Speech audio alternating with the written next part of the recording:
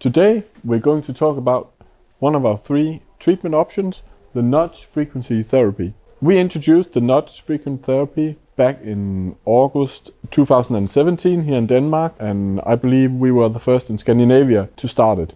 In 2020 we started to do it online. It was under the Corona lockdown, and we had so many patients. It had become, through 2018-2019, incredible success, because we had some great press stories about some of our patients. So it was just like in the late 2019, the patients was coming in, and everyone wants to start this kind of concept.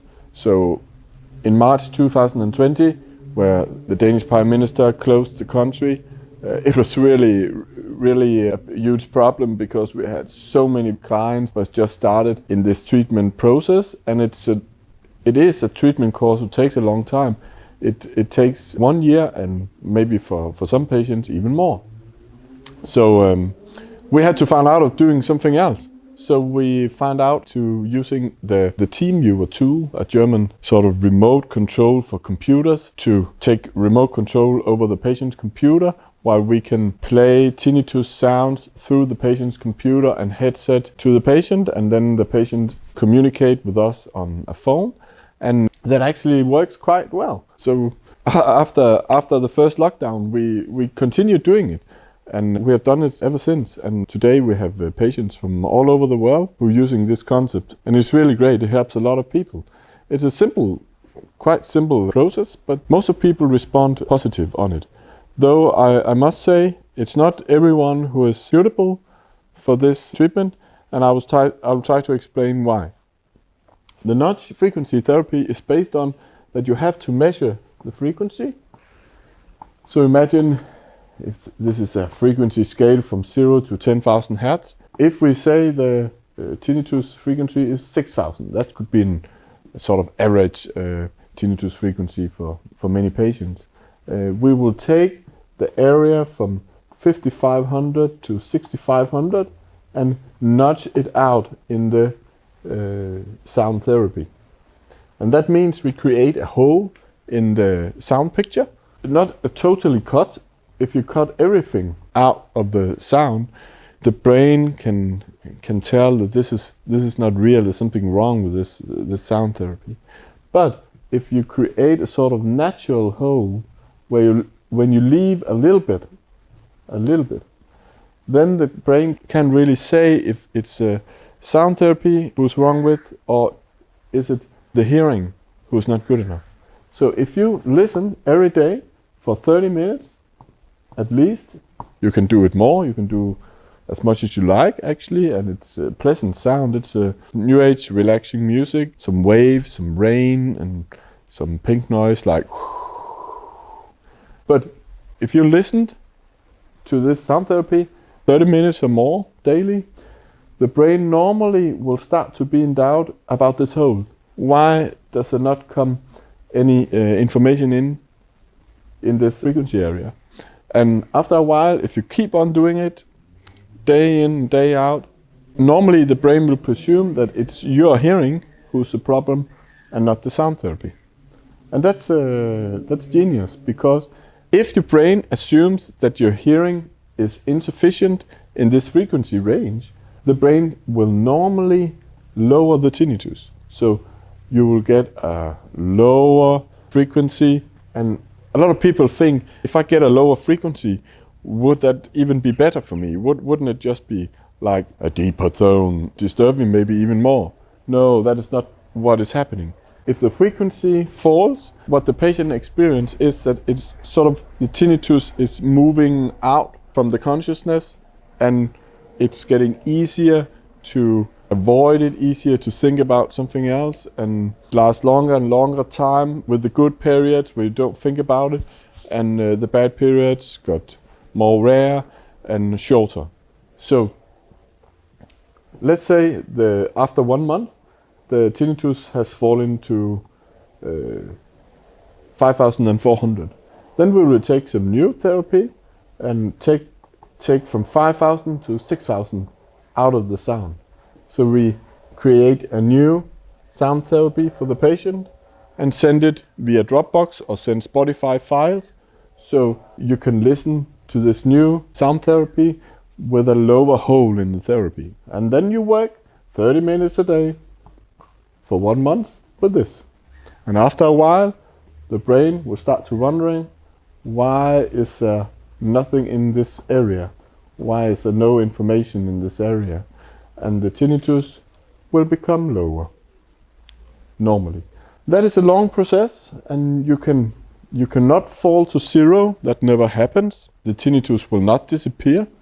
In the best cases, the tinnitus can disappear sometimes half of the time, but as soon as the patient gets tired or stressed or got provoked by noise, there will come a little bit of tinnitus. But normal, the average case is that you have a fall on 10% each month. That's average and what we expect. I say if you fall 10% each month, you should be satisfied. That's good enough. And normally after half year, you will have a fall on 50%. And then you can really notice it. The first month, of course, that would be hard to tell. Has it helped me? Well, maybe not.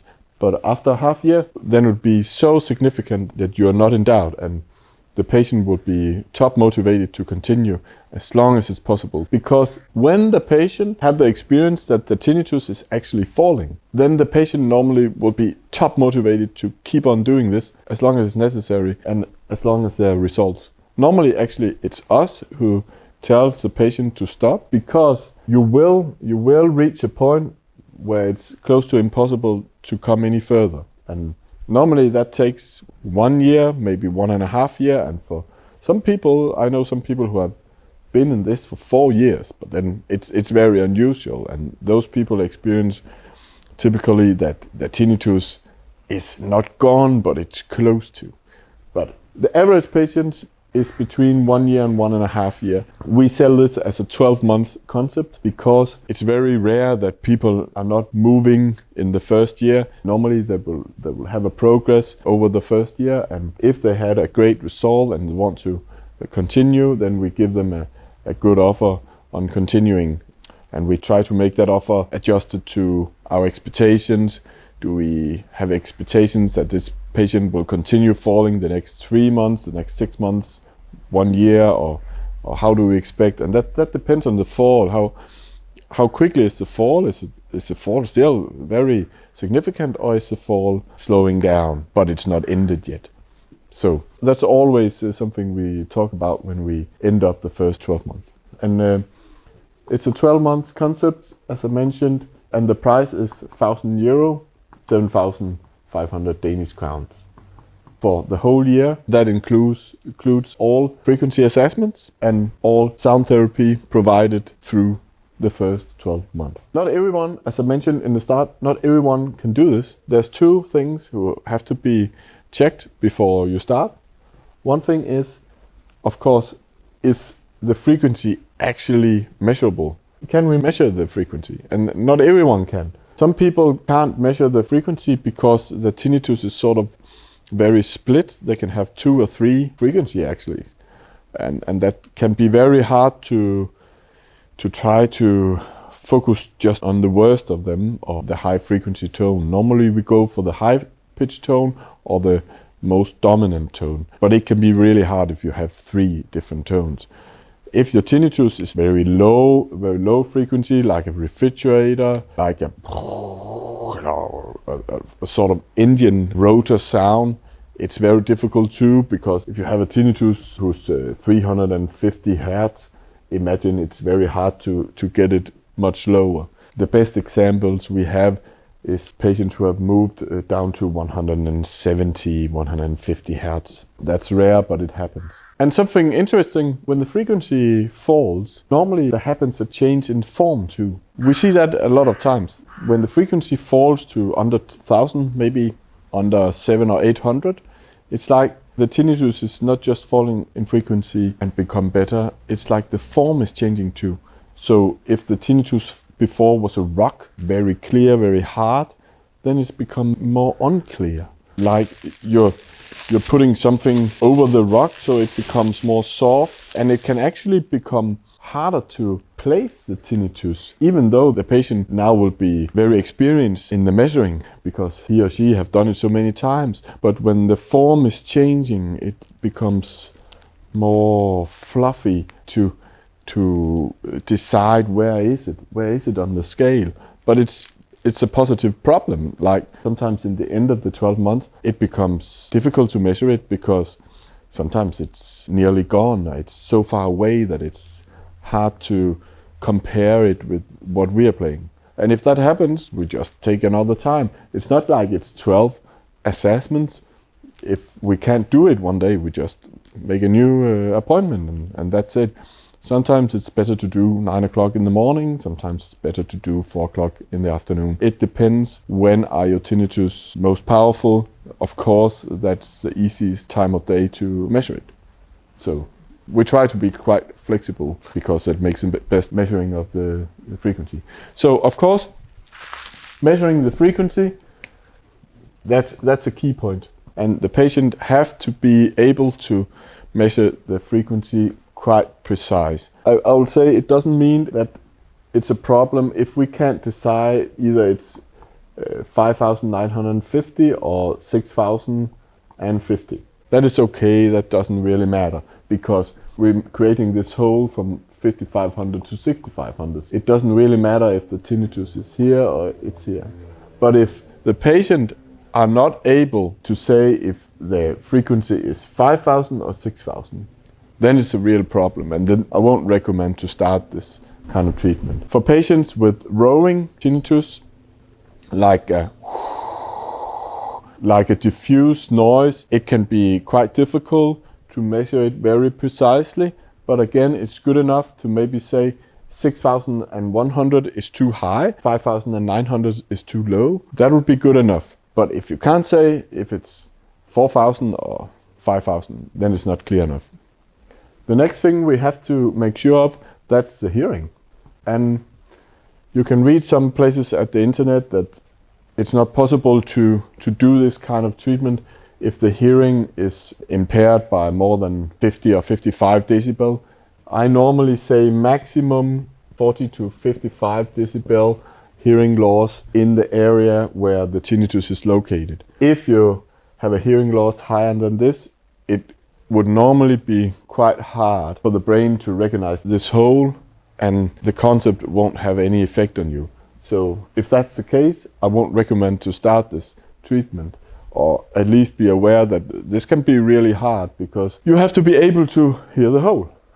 And if your hearing is quite bad, you maybe have to hear the sound therapy with more than 50 or 60 decibel, and that's not recommendable. I won't recommend anyone that. So these two things have to be in order to start the concept. And we tell 4 out of 10 patients at the first assessment that this might not be a good idea for you, because we only have the interest that so many tinnitus patients got a great experience and get the tinnitus lower by what they're doing with us. So we rather say no or send people to the 2 other options, and that could be the laser therapy, which requires treatment here in the clinic, or the linear treatment, which can be done online if you want to. But rather spend time and money on things who have a chance to work on you than doing something would be very difficult and hard and frustrating for you. And that's a way to make sure that so many people as possible who using their time and money on this actually get a success experience out of it and a tinnitus relief. That's a goal. So, well, that was the Notch Frequency Therapy. If you want to learn more, you can follow the link, go to our website and read a lot more. You can read patient stories about other people's experience, and they can be really great. You can actually achieve great results with this method if you've got the persistence and the patience and you're able to measure your frequency and your hearing is reasonable, all right, in the area. That is a really great method. And you can come really a long way with this, make your tinnitus much, much lower than it is today for most of people. Thank you for listening.